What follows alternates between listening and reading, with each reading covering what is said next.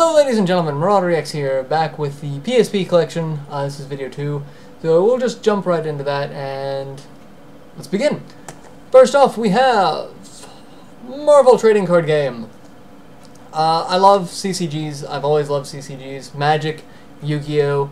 My favorite was the Yu Yu Hakusho card game, but it was ridiculously broken in terms of balance and power. But I figured, you know, if I wanted to get into another CCG, because I really want to develop a CCG sometime in my life, playing all the different types of CCGs you can, just to learn what's out there, I figured spending $6 on this game would be better than trying to get into the game itself. And if I didn't like it, then I only spent $6 on the video game versus however much I would have spent on actual cards. So, plus it's Marvel. Can't go wrong with Marvel. Next up, we have Medieval Resurrection. This is a remake of Medieval 1. I thought it was a remake of both 1 and 2, but it's not. So, that kind of disappointed me. I got turned onto the Medieval games by Darkseith. He had them back in the day, ended up having to sell them. Regretted it. I found a couple of copies of both 1 and 2 for him and gave them to him as Giftmas presents, and he's had a lot of fun with those. So when I saw this on the PSP, I had to get it. Again, I thought it was a remake of 1 and 2, but it's just 1. So I only get to play as Sir Daniel through the first game, but still, Medieval 1 was a fantastic game. So do not regret that purchase at all, over not getting the PS1 versions for myself as well. Next up, this is an interesting one. It's a dual pack, one of the PSP dual packs. They've been releasing a lot of these. This is Mega Man Powered Up and Mega Man Maverick Hunter X. Powered Up is a chibi remake of Mega Man 1. So it has the full remake of Mega Man 1 just with the chibi sprites. And then it has the Powered Up Mega Man 1, which is still the same villains, still the same story, because Mega Man stories, kill robot bad guys. But the levels are all designed differently to take advantage of the powered up style. It's a fun game, but the problem is with the chibi characters, their heads are huge and their bodies are tiny, so it really throws off, you know, platforming, which is kind of what you have to do in a Mega Man game. Plus, it kind of throws off your perception of where their hitboxes are versus where they should be. Which is kind of why I think they didn't continue doing like Mega Man 2 Powered Up, and continuing on that theme. The second game, Mega Man Maverick Hunter X, is a remake of Mega Man X on the SNES. Same game, just again completely rebuilt with this new graphics engine. It uses the same type of graphics engine that Powered Up does, but it uses more realistic body models, so you don't have a big-headed X. But they do change out a lot of the games, so like, for example, Chill Penguin was, if you play Chill Penguin first, you get the armor upgrade just by going through the level. You actually can't go past it. It's in a completely different place. So they do change up a lot of the stuff for it. It's a really, really good game. And once you beat the game, you can actually play as Vile. You can unlock that mode. And it also has the Day of Sigma movie, which is like a half-hour, 45-minute long anime movie that chronicles literally like the week before the events of Mega Man X start. So Mega Man and Zero are Maverick Hunters, Sigma's still a Maverick Hunter, you see all of the other Mavericks, so you see like Chill Penguin, Storm Eagle, you see them as Maverick Hunters, and you see how the events transpire that they join Sigma and all of that. That's well worth the game by itself, but then you get these other two really good games to go along with it, so definitely a good purchase. I've realized the dual pack is supposedly rare, so it's kind of up there in price. I don't think it's really all that rare. I think people just realize this is the best dual pack that they've released, so they price it accordingly. Next up, Neverland Card Battles. Not anything to do with Peter Pan. Again, it's a CCG-based game, but this one is based off of land control. So you have a square map on the back, and the more squares you control gives you more mana to play more cards. I saw this, again, for like $6. I asked Culex about it. He had experience with it and said it was a pretty good game. So, you know, for $6, it's worth a gamble. I've played it. I've liked it.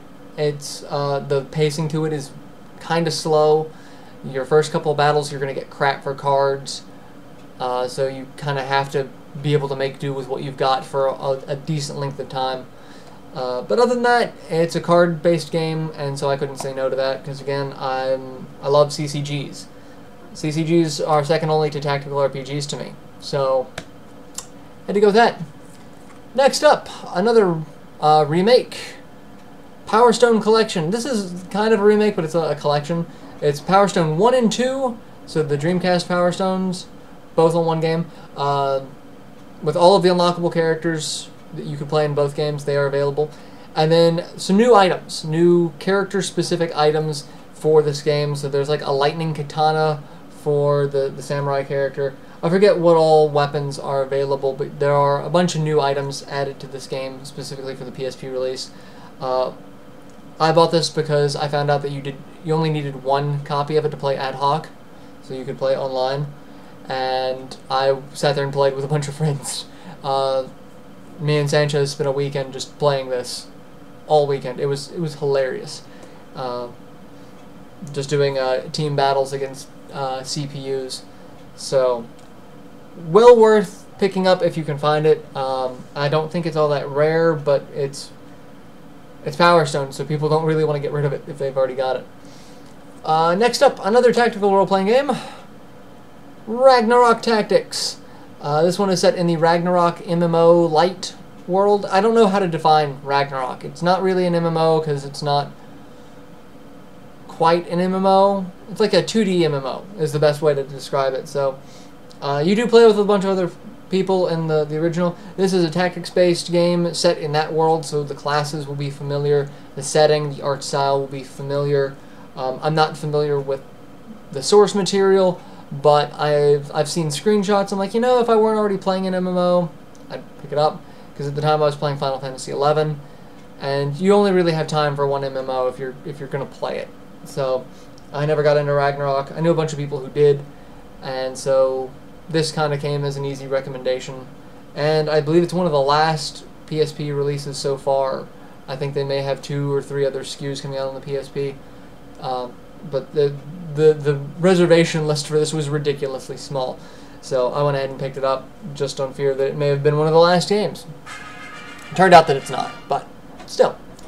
Next up we have Star Ocean First Departure, Star Ocean Second Evolution. And you gotta put the games in the right order, and they make this cute little diorama. So, yeah, look at that.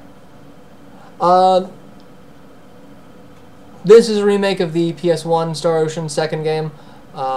This is the first game this is its first release here in the US that I know of. I've started playing this one so that I can jump into this one. I've already played the PS1 original of this a little bit. I didn't get that far in it, but I want to finish this one to jump into this one to see what the changes between this one and the PS1 version are and how the two stories link together. Because they are obviously linked together if they're at least going to take the time to show that kick-ass cover art. But it looks fantastic. It looks like a great game. I love the battle system. It's so much fun just to run around and beat the crap out of people. I like real-time battle systems like that too. It's kind of fun. JRPGs. JRPGs and CCGs are tied at second place to tactical RPGs for me. So, speaking of tactical RPGs and a special edition, Tactics Ogre, Let Us Cling Together. This again is a UK release because Square did not see fit to release this special edition here in the US. We only got the regular edition. UK got this edition, which comes with a mini soundtrack CD, hardback 48-page art book for the World of Tactics Ogre. And then I also reserved it, and I got the tarot cards to go with it. They're actually on a shelf somewhere around here. So, yeah, I mean, I couldn't pass this up. One of my game collecting friends actually was like, hey, there's a site that's selling this for pretty much the same price as it would be to buy the regular version here in the US, because the regular version here in the US was like $39.99. It was the highest price point for a PSP game. It's like they've got it on sale, free shipping, go for it. I went for it, and I do not regret it. So thank you so much to that, for allowing me to be clued into that. And because again, PSP games are not region coded, so it's pretty much the same game because it's in English. If you can read English, it's the same game. So I went ahead and picked this up, and I'm so happy that I did, because this just looks so much more badass than the regular edition. And Square Enix, why you no love Americans? Why don't we get to fun stuff like this? Like the Kingdom Hearts limited edition PSP. We didn't get that. We got stickers. Really? We got a regular white PSP with stickers. You guys got an awesome etched PSP. Just sad. Just sad. Next up, Tales of the World Radiant Mythology. This is a Tales game that is not connected to any of the other... Most of the Tales games aren't connected. But this one actually is not connected at all. It's one of the... Even in the Tales universe, this one's off to the side somewhere. But it does allow you to play as other famous Tales characters, like Tales of Symphonia characters, Tales of Destiny characters. And it was for the PSP, and I'm actually getting to be a huge fan of the Tales series. So I couldn't pass it up. Why not? I had to try it out, had to go for it. Not the best Tales game I've ever played, but it's fun. It really is. Next up, this is a game I almost kind of regret buying this because of the company behind it, but this has been one of the best games I've played in a very, very, very long time. Valkyria Chronicles 2 from Sega. Again, I have a severe hatred of Sega now. I can't believe how they treat their fan base. It's appalling. But this game is amazing. It's Shining Force, but with guns. Everyone's got guns and grenades and tanks. You can have a tank with a flamethrower on it. In fact, I have a tank with a flamethrower because it's just so much fun flamethrowering troops. Anyway, really interesting third-person tactical role-playing game set in a kind of quasi-magical World War II. There's nothing wrong about this other than them. This is the second game. The first game was released on the PS1. It didn't sell nearly well enough, so they shifted over to the PSP. Pissed a lot of fans off. There's a third game, also out on the PSP, not available in the US. It only is in Japan. I want to LP this one of these days, but again, I also kind of hate Sega, so I kind of don't want to give them any more press, any more positive press, and an LP. I consider LPs positive press, but so I'm probably going to wait until the PSP is officially a dead system before I LP this, but I do want to LP this and its prequel one of these days.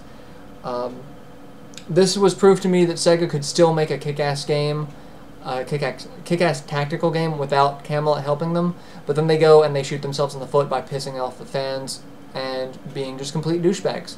So, you win some, you lose some. Still, great game, fantastic game, one of the best ones I've played in the last 5 years. Literally, one of the best games I've played.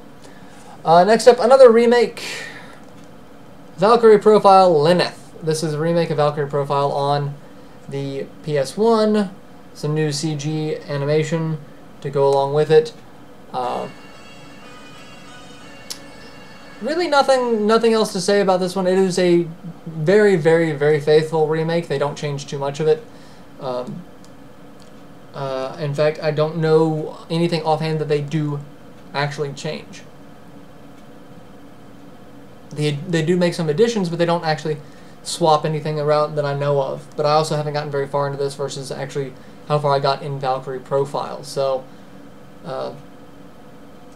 but again, it was a cheap game and it's a fun remake that I can play on the go without having to buy and download it off the PlayStation Network. So, because while I do love digital downloads, I also do love hard copies, so if I can get the hard copy version versus that, I'm going to go for that. So I went with that.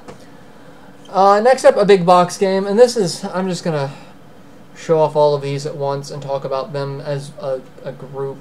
All Xseed games, you can probably see where they're going if you followed it. I do everything alphabetically. Ys 7 or Ys 7, I don't know how to pronounce this. So I do Ys. Ys Oath of Felghana. And Ys 1 and 2 Chronicles. Each one of these is the big box set, as you can see, which means they come with a soundtrack, a poster, map type deal, postcards, calendar, all sorts of stuff.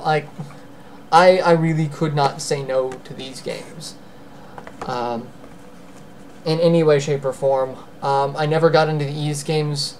I had a TurboGrafx at one point, and we never had the CD attachment, so playing the original Ys games were not possible at the time. But I just could not say no to these games. I saw that they were coming out. I tracked down all of the collector's box set editions because you just gotta. This is actually what got me into Xseed. Like, oh, they're working designs reincarnated, and they are. They really are. They put so much work into these games, into the translation to make it more readable, and then they've put so much into the extra stuff. It's so worth picking these games up. These games look gorgeous. Just the boxes look gorgeous. The games themselves look amazing. So I believe most of these are available on the PlayStation Network and on Steam. Again, going to the digital. If you can find the hard copy, go for the hard copy.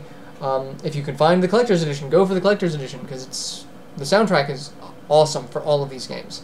But yeah, that is my PSP collection. So thank you for tuning in, and I'll see you guys in other collection videos. Till then, later everyone.